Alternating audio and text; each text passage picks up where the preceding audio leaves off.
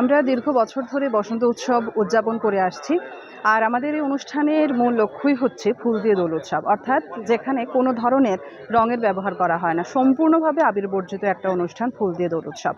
আর এটার মূল উদ্দেশ্য হচ্ছে এটাই যে সবাই যেন স্বচ্ছন্দে এই উৎসবে সামিল হতে পারে। কারণ আমরা অনেক সময় দেখেছি যেখানে রঙের ব্যবহার হয় তখন অনেক সময় একটা অস্বস্তিকর বা অপ্রীতিকর পরিবেশের সৃষ্টি হয়ে থাকে। তো যখন এই ফুলের ব্যবহার হয়ে থাকে কোনো ধরনেরই সেটা হয় না, এই ধরনের কোনো পরিবেশ সৃষ্টি হয় না, সবাই একদম স্বতঃস্ফূর্তভাবে খুব আনন্দে মাতোয়ারা হয়ে উঠতে পারে এই অনুষ্ঠানে।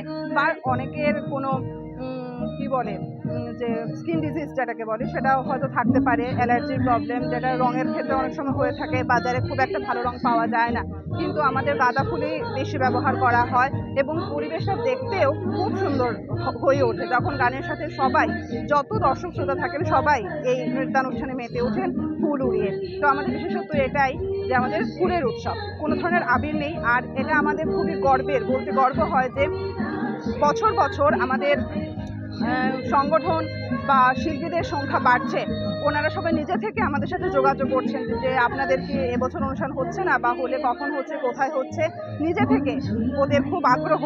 আর ওরা সবসময় বলেন যে এই যে ফুল দিয়ে দোল উৎসব আমাদের ভীষণ ভালো লাগে, তাই আমরা নিজে থেকে আপনাদের সাথে যোগ দিতে চাই। এটাই। তো সবার কাছে অনুরোধ থাকবে আগামী বছর আপনারাও সবাই আমাদের সাথে অংশগ্রহণ করবেন এই ফুল দিয়ে দোল উৎসবে। ধন্যবাদ। শান্তিনিকেতনের সাথে একটা বৈচিত্র্য আমরা খুঁজে পেয়েছি এখানে, এই বিষয়টা কিভাবে মাথায় রাখবো?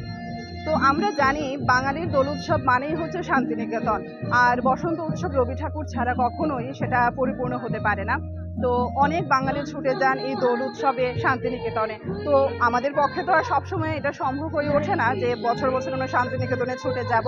তো আমরা এটাই চাই যেন প্রকৃতির মধ্যে এই উৎসবটা আমরা উদযাপন করতে পারি, তাই একটা খোলা জায়গার মধ্যে এটা করা হচ্ছে। কোনো ধরনের আমরা ভবন বা মল টল কোনো কোথাও করছি না, এই নর্মাল স্কুল প্রাঙ্গণেই করছি, যেন আমরা খোলা মাঠে, আকাশের নিচে, গাছের মধ্যে আমরা এটা করতে পারি। আর আমরা এখানে যদিও পলাশপুরের গাছ নেই, তাও আমরা মাঠের মধ্যে কিছু পলাশ ছড়িয়ে ছিটিয়ে রেখেছি যেন সেই ভাবটা আমাদের মধ্যে জেগে ওঠে। এটাই।